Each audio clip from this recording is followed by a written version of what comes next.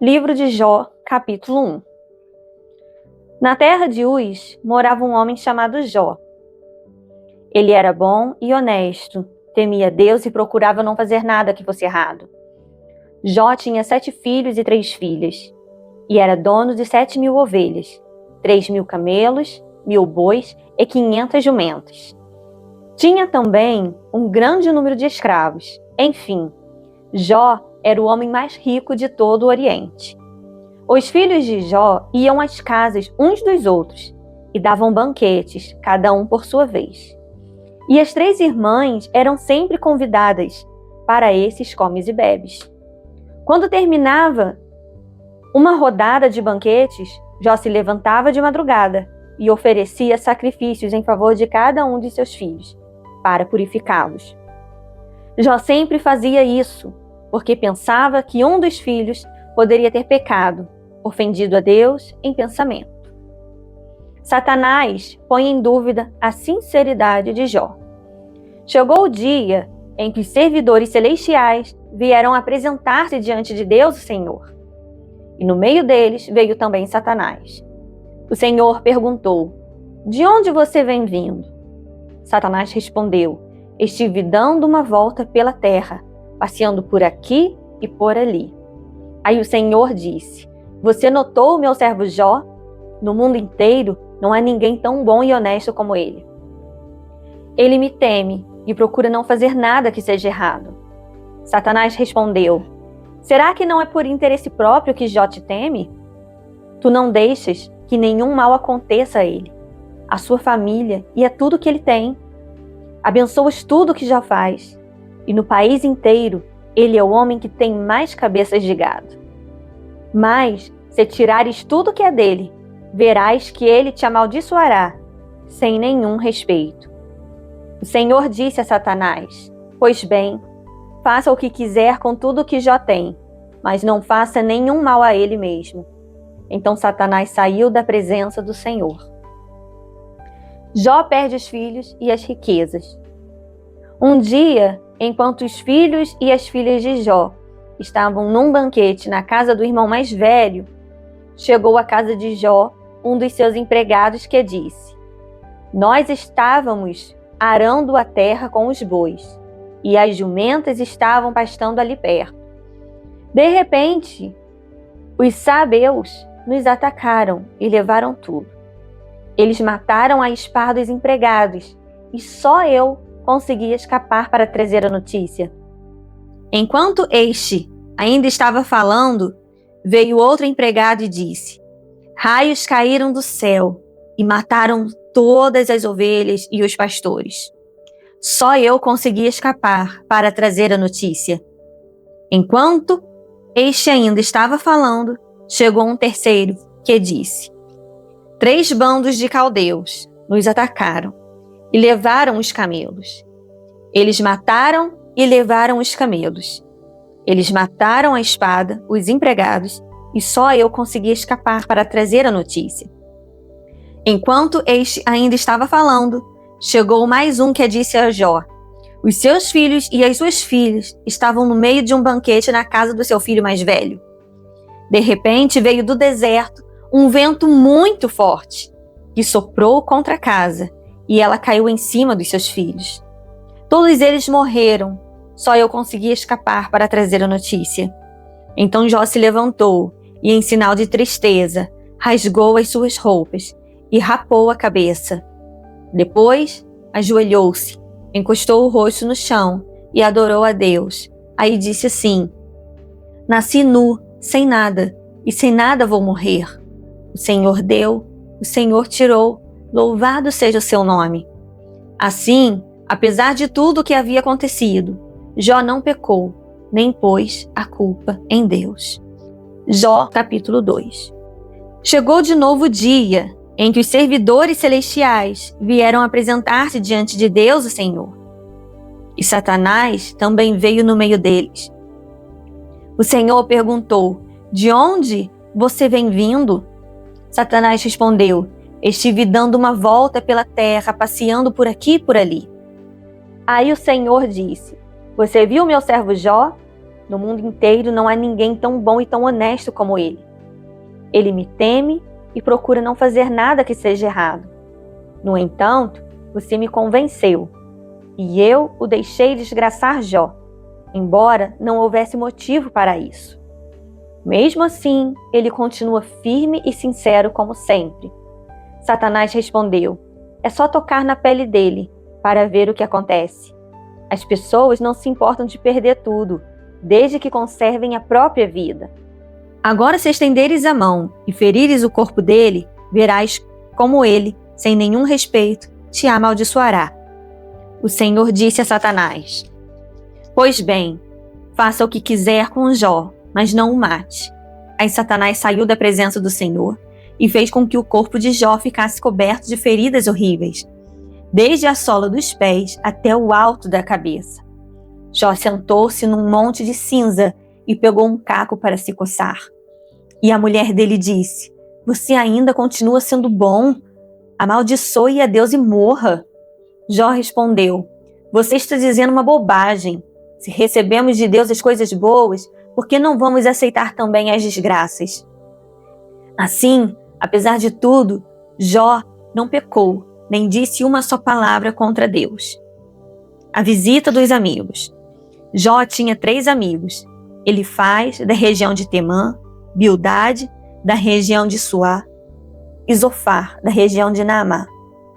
Eles ficaram sabendo das desgraças que haviam acontecido a Jó e combinaram fazer-lhe uma visita para falar de como estavam tristes pelo que lhe havia acontecido e para consolá-lo.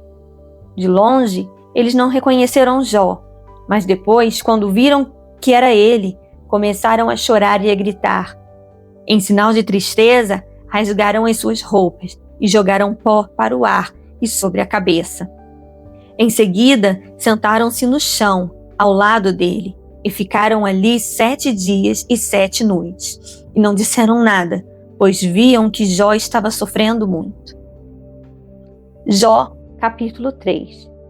Finalmente, Jó quebrou o silêncio e amaldiçoou o dia do seu nascimento. Jó disse: maldito o dia em que nasci, maldita a noite em que disseram: já nasceu, é homem. Que aquele dia vire escuridão, que Deus lá do alto não se importe com ele e que nunca mais a luz o ilumine. Que a escuridão e as trevas o dominem, que as nuvens o cobrem e apaguem a luz do sol. Que aquela noite fique sempre escura e que desapareça do calendário. Que seja solitária e triste aquela noite, e que nela não se escutem gritos de alegria. Que seja amaldiçoada pelos feiticeiros, aqueles que têm poder sobre o monstro Leviatã. Que escureçam as estrelas da sua manhã, que ela espere a luz e a luz não venha, e que a sua madrugada não chegue, pois ela deixou que minha mãe me desse a luz, e não me poupou de todo este sofrimento.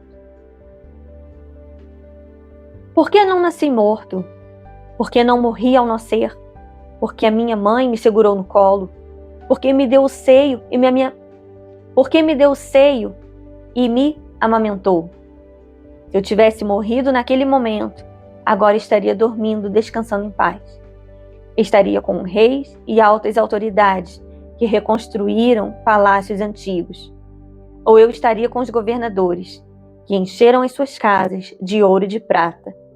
Se a minha mãe tivesse tido um aborto, às escondidas, eu não teria existido e seria como as crianças que nunca viram a luz do dia. Na sepultura, acaba a agitação dos maus e ali repousam os que estão cansados. Ali os prisioneiros descansam juntos e já não ouvem mais os gritos do capataz. Ali estão os importantes e os humildes, e os escravos ficam livres dos seus donos. Por que os infelizes continuam vendo a luz? Por que deixar que vivam os que têm o coração amargurado?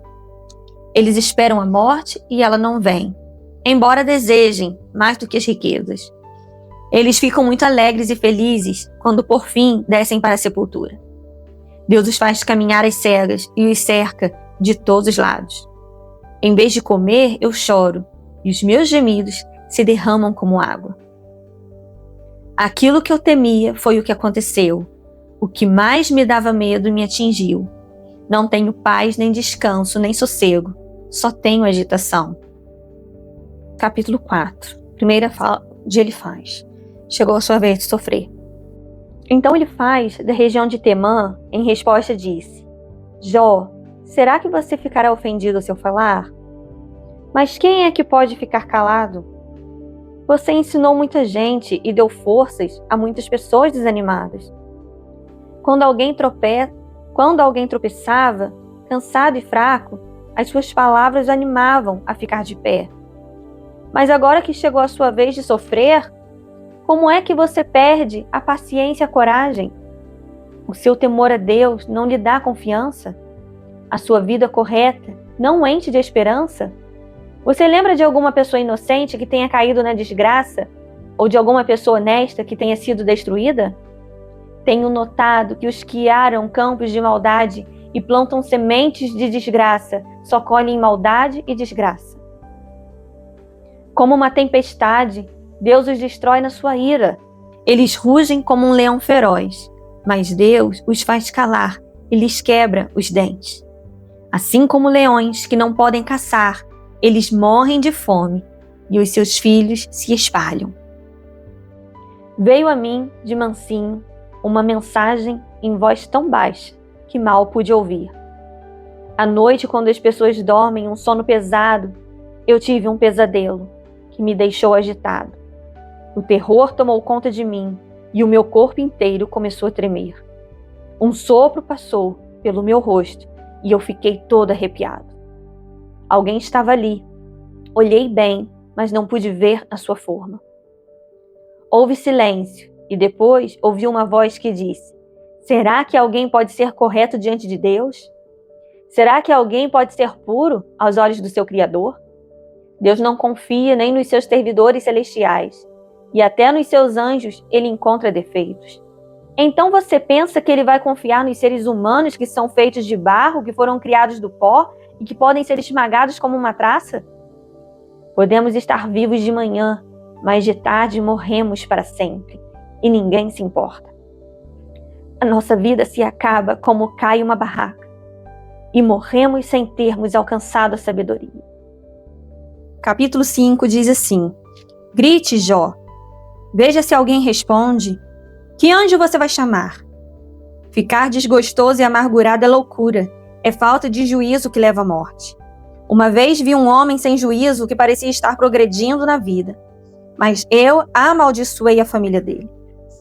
Os seus filhos não têm segurança. Nos tribunais são condenados injustamente, e não há ninguém que os defenda. Os famintos ficam cobiçando as suas riquezas, devoram as suas colheitas, pegando até o trigo que nasce entre os espinhos. A aflição não brota da terra, a desgraça não nasce do chão. Somos nós mesmos que causamos o sofrimento, tão certo como as faíscas das brasas voam para cima. Jó, se eu fosse você, voltaria para Deus e entregaria o meu problema a Ele. Nós não podemos entender as coisas maravilhosas que Ele faz. E os seus milagres não têm fim. Deus dá chuva à terra, Ele faz a água cair sobre os campos. Deus põe os humildes nas alturas, põe num lugar seguro os que choram. Deus faz com que os planos dos espertos falhem e que as suas ações fracassem. Ele pega os sábios nas suas espertezas e acabam com as suas intrigas. Em pleno dia, eles ficam no escuro, e ao meio-dia andam às cegas, apalpando como se fosse noite. Deus salva da morte os pobres. Ele livra os necessitados das mãos dos poderosos. Deus dá esperança aos fracos e tapa a boca dos maus. Feliz é aquele a quem Deus corrige. Por isso, não despreze o castigo do Deus Todo-Poderoso. Deus fere, mas Ele mesmo faz o curativo. Ele machuca, mas as suas mãos curam. Vez após vez, Deus salvará você do perigo. Ele não deixará que nenhum mal lhe aconteça. Em tempo de fome, Deus não deixará que você morra. E em tempo de guerra, Ele o salvará da espada.